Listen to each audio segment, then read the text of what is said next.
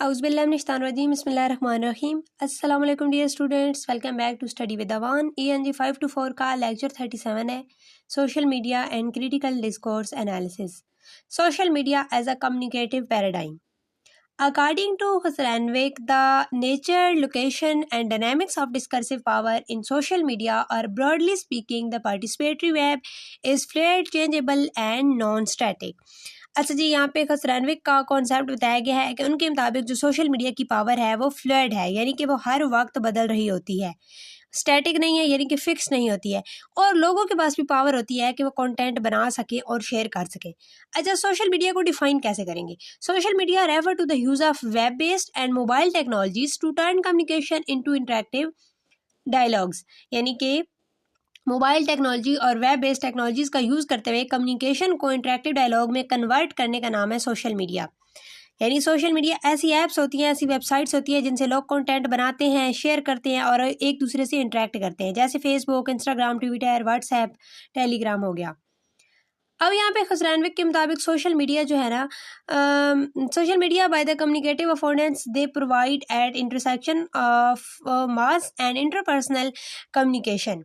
Social media communication is viewed as electronically mediated communication across any platform. अच्छा जी, यहाँ पे खुसरैनविक के मुताबिक जो सोशल मीडिया है ना वो क्या है, सोशल मीडिया में क्या होता है? सबसे पहले तो लोग जो होते हैं वो कंटेंट बनाते हैं, जैसे मीम्स हो गई, पोस्ट्स हो गई और इस तरह से वीडियोस हो गई. फिर वो आपस में बात भी कर सकते हैं सोशल मीडिया को यूज़ करते हुए, इसको कहते हैं इंटरपर्सनल. और मैस लेवल पे भी लोग बात कर सकते हैं, जैसे वायरल ट्वीट हो गए. तो ये दोनों तरीके एक साथ भी हो सकते हैं. इसके अलावा एक इम्पॉर्टेंट टर्म है, यहाँ पे इसको आप लोग हाईलाइट कर लें, SNSS, और इसका मतलब है सोशल नेटवर्किंग साइट्स. ये कौन कौन सी होती हैं, इनकी एग्जांपल भी आपसे पेपर में पूछी जा सकती हैं: Facebook, Instagram, Tumblr, Twitter and instant messaging apps. तो इसको भी आप लोग हाईलाइट कर लें. अब अगर हम डिफरेंस देखें कि ओल्ड जो मीडिया था, ट्रेडिशनल मीडिया, और जो न्यू सोशल मीडिया है, उसमें क्या फ़र्क है? ओल्ड मीडिया में क्या था, वन वे बात होती थी. जैसे अगर आप टीवी की एग्जांपल ले लें तो वहाँ पे जो भी प्रोग्राम नशर हो रहा होता था वो हम सुन सकते थे, और उसमें जो फीडबैक होता था वो बहुत कम होता था. उसमें सिर्फ प्रोड्यूसर कंटेंट बनाते थे और लिमिटेड फीडबैक था. लेकिन जो सोशल मीडिया है, हर बंदा बोल सकता है. अगर कोई वीडियो बना रहा है तो हम उस पर कॉमेंट कर सकते हैं, हम पोस्ट बना सकते हैं, और यानी हर यूज़र जो है ना वो कंटेंट क्रिएट कर सकता है, इंस्टेंट रिप्लाईज दे सकता है, लाइक्स कर सकता है और उस कंटेंट को शेयर भी कर सकता है, यानी इंस्टेंट पार्टिसिपेशन होती है. अब जो प्रोड्यूसर और कंज्यूमर है ना वो दोनों सेम पर्सन भी हो सकते हैं.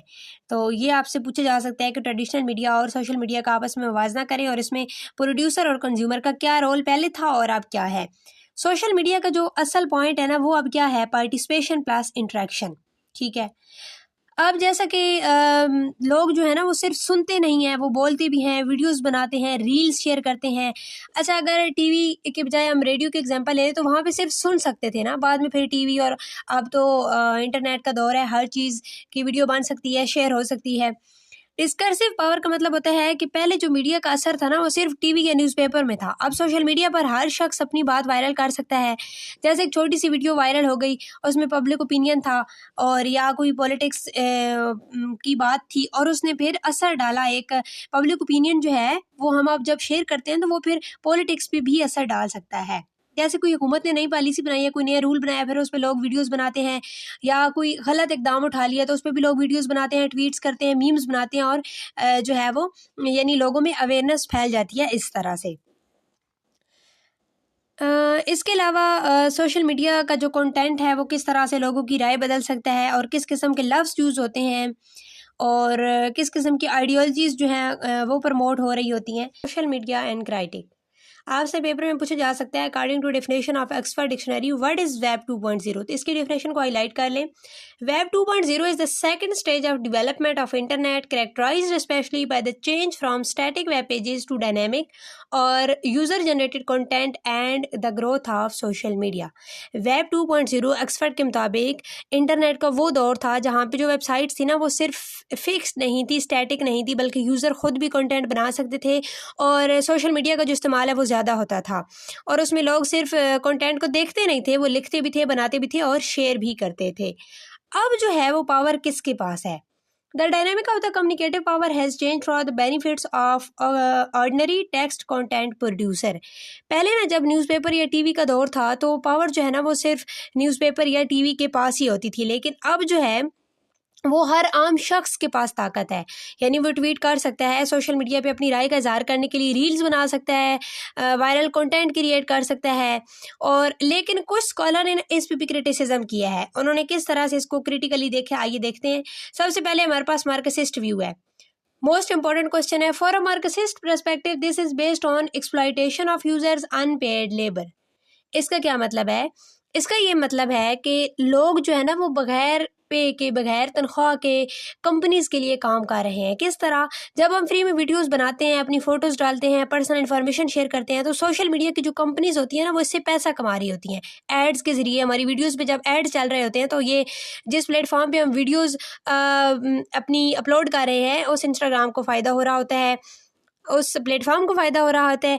और इसी तरह से यहाँ पे एक और लफ्ज़ यूज़ हुआ है प्ले लेबर का।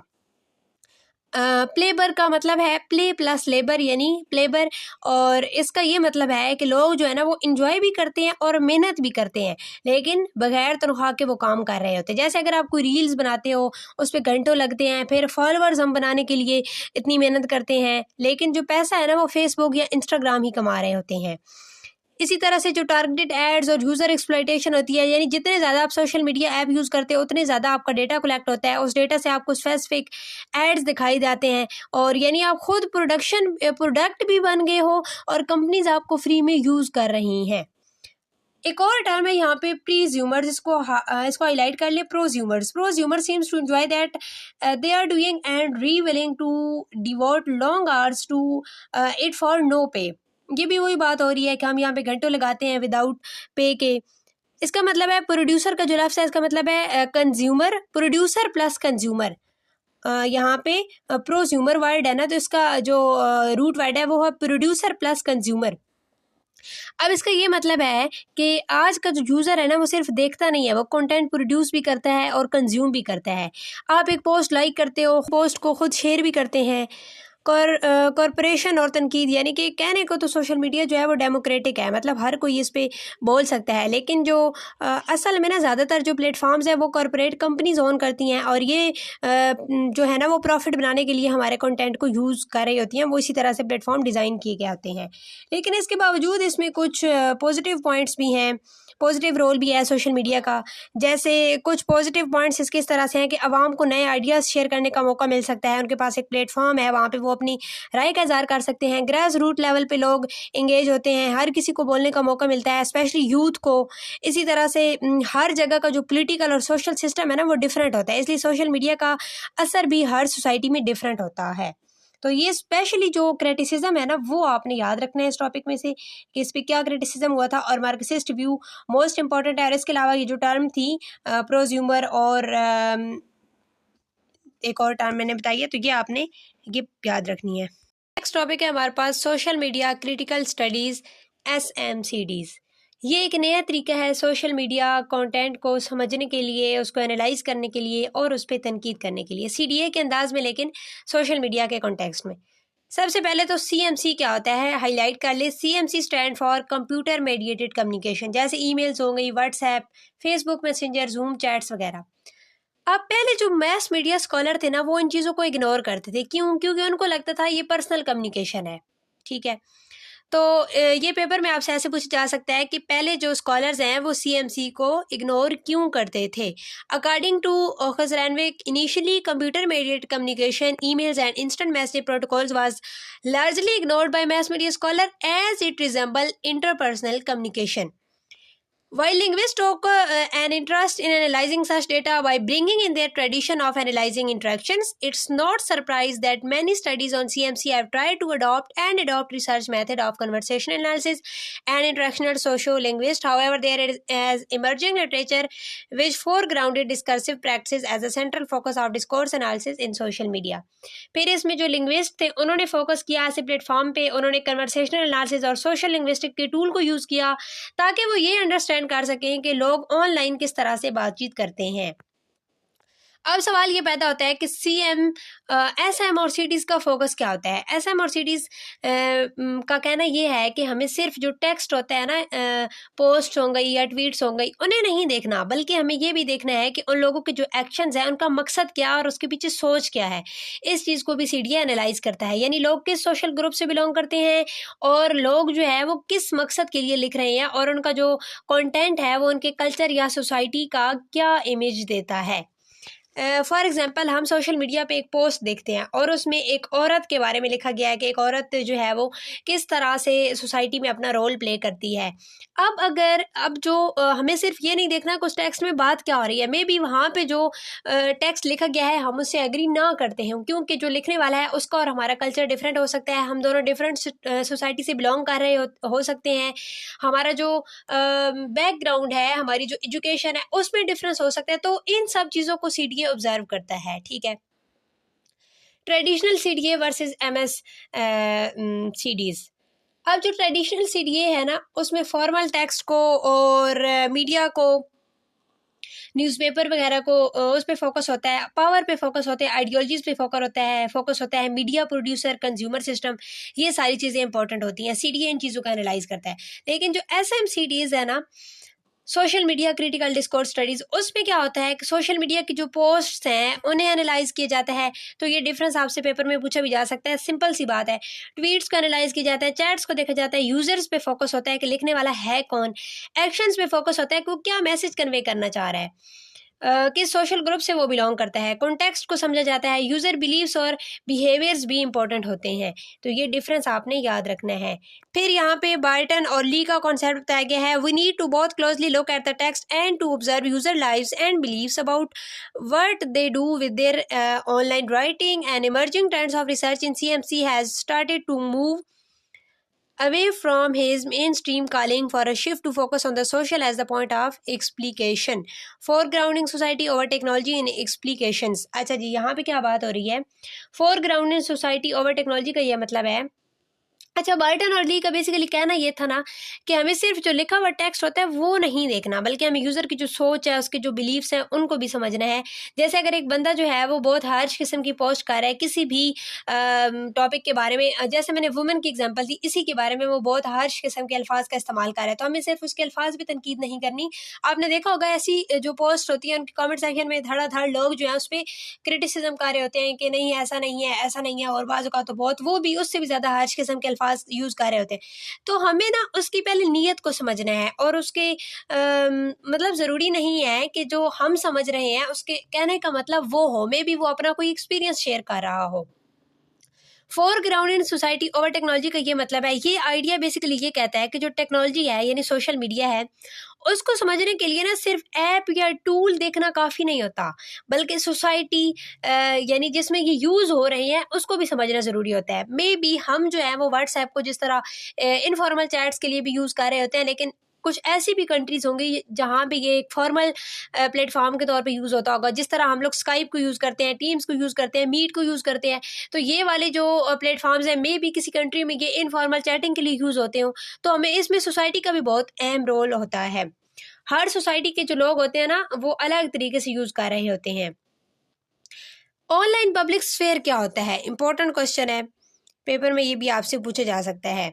इसका ये मतलब होता है कि लोग जो होते हैं ना वो ओपन डिस्कशन करते हैं, ऐसी जगह जहाँ पे लोग ओपन डिस्कशन करते हैं, ओपिनियंस शेयर करते हैं और सोसाइटी के जो इंपॉर्टेंट इश्यूज होते हैं ना उन पे डिबेट करते हैं।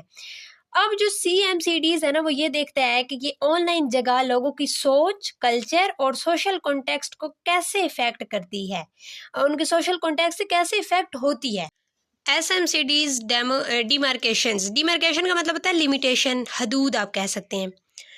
Because Renwick think that cities should be defined as a socially committed, problem-oriented, textually based critical analysis of discourse manifested in communicative content practices. SMCDs deal with the discourse, not technology, as its central object of the analysis. तो खुस रैनविक के मुताबिक CDs है क्या, इसको कैसे define किया जाता है, मोस्ट इंपॉर्टेंट क्वेश्चन है, इसको हाईलाइट कर लें। अच्छा, इसके मुताबिक जो क्रिटिकल डिस्कोर्स स्टडीज़ है ना वो एक ऐसी तहरीरी अप्रोच है जो सोशल प्रॉब्लम को भी एड्रेस करती है, टेक्स्ट और लैंग्वेज एनालिसिस पर मबनी होती है, और डिस्कोर्स का जो क्रिटिकल एनालिसिस है वो करती है, और कम्युनिकेटिव कंटेंट होता है इसका। इसके अलावा SMCDs सोशल मीडिया सीरीज़ का जो सेंट्रल फोकस है ना वो किस पे होता है, टेक्नोलॉजी पे नहीं होता। हम ये नहीं देखते कि व्हाट्सएप वर्क कैसे करता है और मीट पे कैसे कन्वर्सेशन होती है, बल्कि इसका जो फोकस होता है वो डिस्कोर्स पे होता है, इनकी जरिए कम्युनिकेशन जो होती है उस कम्युनिकेशन पे होता है। और हम ये देखते हैं कि मीडिया का सोसाइटी और पॉलिटिक्स पर क्या असर होता है। इसके अलावा furthermore by considering discourse as an independent unit of analysis we go where discourse concentration goes. In doing that, we not postulating that there is an essential distinction between online and offline world, but that there are intertextual and interdiscursive relation between these two level of discursive practices. इसके अलावा ये online और offline दुनिया का जो relation है उसको किस तरह से स्टडी करती है, यानी SMCDs जो है वो ऑनलाइन और ऑफलाइन दुनिया का उनको टोटली अलग नहीं समझती है, बल्कि ये मानती है कि दोनों के दरमियान इंटरटेक्सचुअल और इंटरडिस्कर्सिव लिंक होते हैं, और यानी ऑनलाइन बातें ऑफलाइन कल्चर को इफेक्ट करती हैं और इसी तरह से ऑफलाइन बातें ऑनलाइन कल्चर को भी डिफेक्ट करती हैं। ठीक है, अगर हम वाइडर कॉन्टेक्स्ट में देखें तो ये ज़रूरी है, जैसे even though we have decided to analyze text and communication practices in the single outlet, SMCDs need to view the finding within a wider context. Discourse formation and perception occur within a mixed mediatized and social practices. इसका क्या मतलब है कि interviews और अच्छा, इसका ये मतलब है कि अगर हम किसी एक मीडिया आउटलेट या कंटेंट को एनालाइज करते हैं ना, जैसे अगर हम सिर्फ फेसबुक पोस्ट को ले लें तो भी हमें उसे ब्रॉडर सोशल मीडिया कॉन्टेक्स्ट में समझना होगा। जैसे डिस्कोर्स किसी एक प्लेटफॉर्म तक लिमिटेड नहीं होता है, ये सोसाइटी का जो डिफरेंट कम्युनिकेशन प्रैक्टिसेस होती है ना उनमें फैला होता है। According to Yasnowski, conducting interview and focus groups are classic audience studies method can be incorporated in SMCDs, but application of such method should only be justified within a specific scope and aims of every study. अच्छा जी, यहाँ पे शिजनॉस्की का concept बताया गया है। उनके मुताबिक जो इंटरव्यूज़ और फोकस ग्रुप्स होते हैं ना, जैसे ऑडियंस मेथड SMCDs हो गए, तो वो यूज़ हो सकते हैं, लेकिन सिर्फ तब जब वो स्पेसिफिक रिसर्च गोल के मुताबिक हों। यानी ये जो मेथड होते हैं ना, ये सोसाइटी के कॉन्टेक्स्ट को बेहतर समझने में हेल्पफुल होते हैं।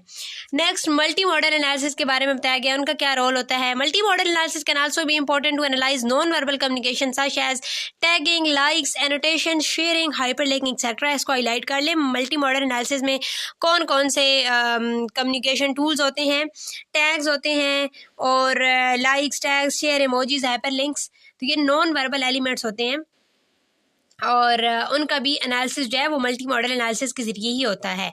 इसके अलावा बॉटम अप लैंग्वेज और वन वे फ्लो के बारे में बताया गया है। Another term in media studies is used as one way flow of mass media. That means information goes directly from media to audience.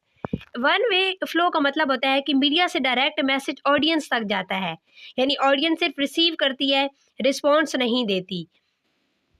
इसके अलावा यहाँ पे बताया गया है कि there is a debate on its whether the research should progress from context to text on the other way around. Either way, the central point remains that meaning are negotiated and the meanings reside within a society and social context rather than the language. Current popular topic in series such as various forms of identity, nationalism, racism, and right-wing populism are still relevant within the communicative dynamic of participatory web. तो current topics कौन से हैं, इसको आप लोग highlight कर लीजिए, आपसे पेपर में पूछा जा सकता है। जो करंट टॉपिक्स हैं वो हैं हमारे पास नेशनलिज्म, रेसिज्म, पॉपुलिज्म वगैरह, ये आप लोग हाईलाइट कर लें, ये आपसे पूछा जा सकता है।